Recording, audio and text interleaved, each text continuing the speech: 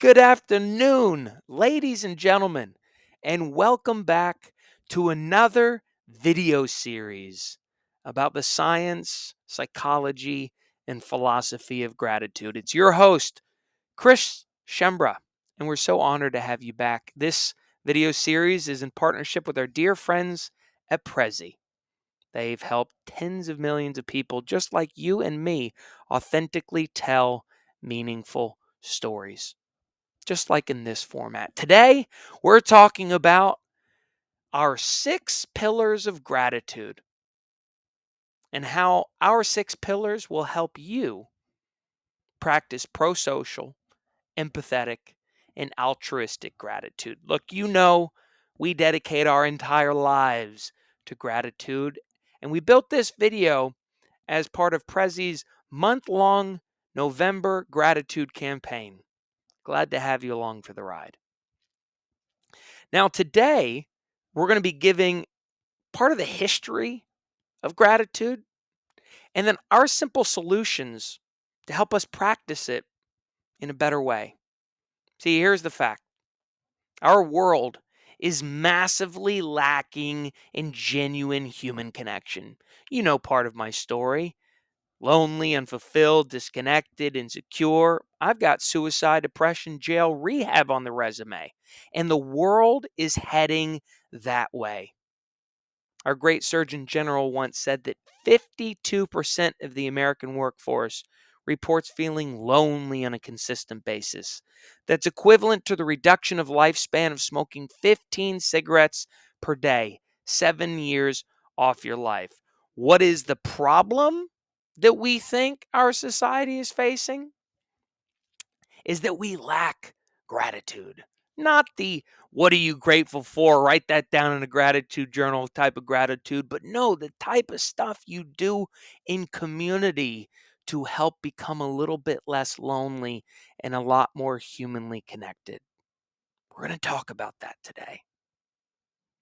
See, we have lacked gratitude since the ancient Roman Empire. It's nothing new. In the year 62 AD, the great Lucius Annius Seneca, also known as Seneca the Elder, wrote a book titled On Benefits. And in it, he said that the greatest plague to Roman society was that they neither knew how to give or receive gratitude. And that of all the vices common in ancient Rome, nothing was bigger than ingratitude. See, thousands of years ago, they lacked gratitude. And we lack it here today. Ingratitude caused the Roman Empire to fall. And history is repeating itself. See, their society and ours are going through pretty much the same stuff. We're involved in political usurping, financial debt, social divide, class warfare, fighting foreign and unjust wars, and oh, by the way, they went through the Antonine Plague. Sound familiar? The last great emperor of the Roman Empire, the fifth and last, Marcus Aurelius, had to fight through the exact same things our country is facing today. So, what should we do in order to not let that happen to our society? We should do the opposite. We should do the opposite of what the Romans did. We should create a culture of gratitude. And our solution is in honor of ancient Rome. We created the acronym GRAZIE, which means thanks in Italian. We're going to walk through those 6 pillars here today in a rapid format. But if you like this content, we encourage you to follow us on LinkedIn or visit our website, 747club.org, for more details about these topics. See, our G in Grazie stands for given prosocially. Our view of gratitude is that when you just practice gratitude alone in a gratitude journal, waking up and writing down the 3 things you're most thankful for, that is cool. but that is not practicing it to the best of its ability. See, practicing gratitude alone in a journal creates a momentary, fleeting, episodic burst of happiness. It allows you to relive a positive emotion to get you through your day. But there's no evolutionary benefit of reliving a positive emotion, especially when doing so alone. You must do it in small group format. Here at 747, we've used the principles of gratitude to spark over 500,000 relationships around the principles of gratitude. And what we found is that gratitude practiced in a pro-social way helps people do three things. It feels good to give that gratitude pro-social. It feels good to receive that gratitude in a pro-social way, and it feels good to observe others doing so in small group format. Science calls that witnessing theory. When we can observe others practicing gratitude, boom, a lot of good stuff happens. The R stands for rooted in something in the past. Look, we always say here at 747 that momentum without reflection does not help us achieve our desired result. The future is scary. The future is a great unknown filled with great fear and uncertainty. And what is the opposite of feeling anxiety and doubt and uncertainty of our future? Well, to go dive back into the past, a place that's already happened, something that we can control our perspective on. See, we're not a big fan of saying in the moment what you're grateful for. I'm grateful for this chair. I'm grateful for my health. I'm grateful for the sunshine. No, let's dive deep into the past. Pull forth a story, maybe, that can help you trace the positive benefits along the way after that experience. I am grateful for my third grade teacher who taught me the principles of, who taught me the saxophone, because me playing the saxophone gave me something to connect with my friend Wes about. And me connecting with my friend Wes led me to moving to New York City, led me to starting a company, doom, doom, doom, doom, doom. We can't connect the dots looking forward. We can only connect the dots looking backwards, as Steve Jobs says. A stands for authentic.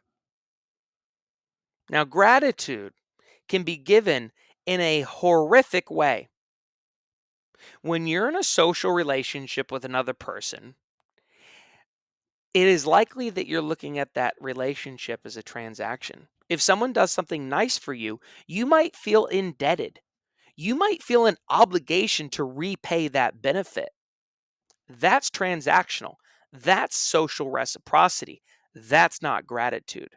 Gratitude must be given only when that benefit or value you have received is emotionally, intrinsically, motivatedly felt. Not up here, in here. Many people can receive something of benefit and immediately say back to the person, "Oh, I'll get the next one. Oh, I owe you for that benefit." No, no, no. That's not gratitude. That's reciprocity. The Z stands for zero expectations of that reciprocity. If someone gives you something,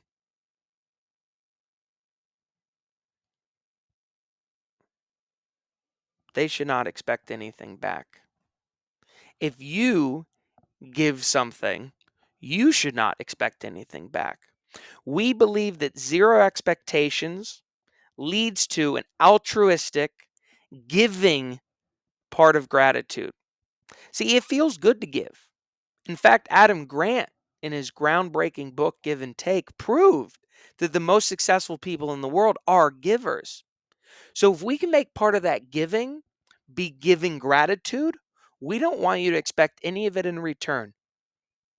Actually, when you go and give gratitude, we almost want you to burn the receipts so you can't keep track of how you gave, and so you don't expect anything in return. Oh, it will come in return, and it will be a full wave of good juju, but don't expect it.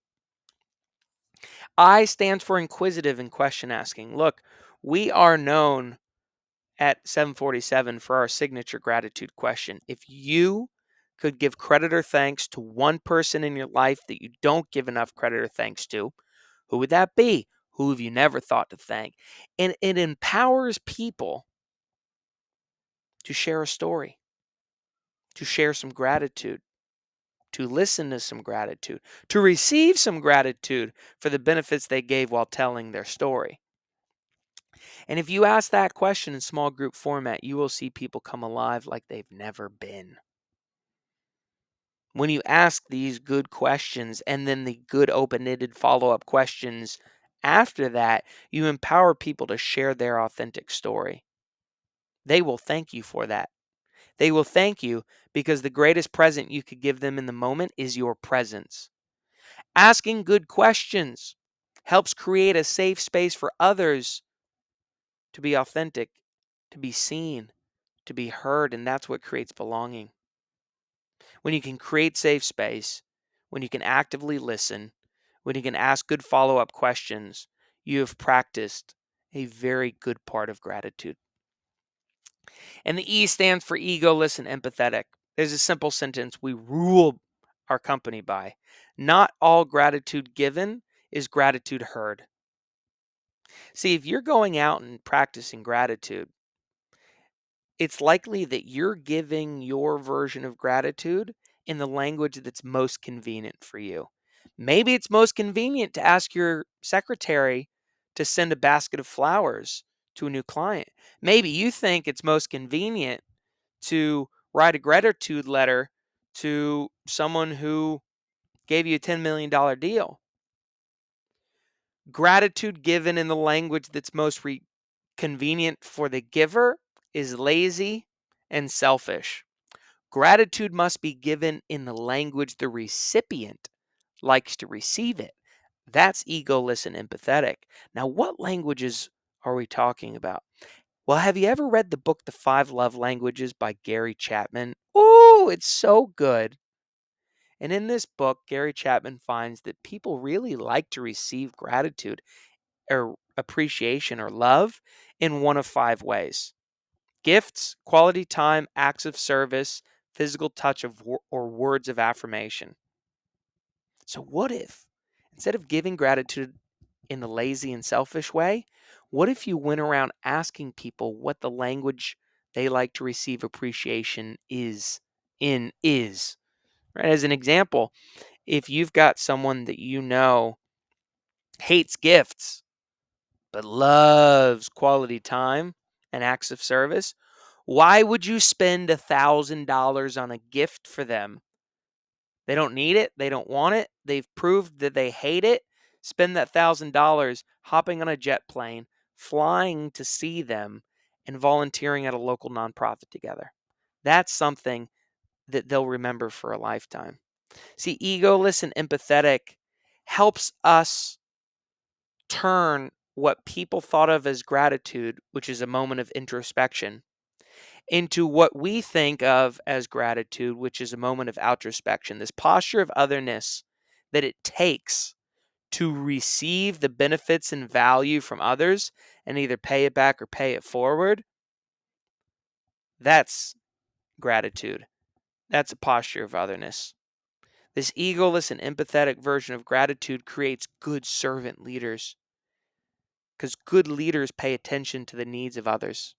That's the job, right? Good egoless and empathetic gratitude makes you humble. And humility isn't you thinking less of yourself, it's you thinking about yourself less. So go out and practice it, right? This whole thing on grazie is just a framework. But we are so thankful that you've chosen to come here today. Look, we give entire year-long masterclasses on this topic. It's too much content to fit into a 15-minute video, but we're glad you're here. Feel free to find us on LinkedIn or email us at info@747club.org, and we'd love to continue talking about these topics as we teach them so well at our virtual gratitude experiences. We thank you for coming back. Check out Prezi. We hope y'all are having a phenomenal day on Earth. Remember, folks, it's your world. Go explore, and we'll see you next episode. Bye.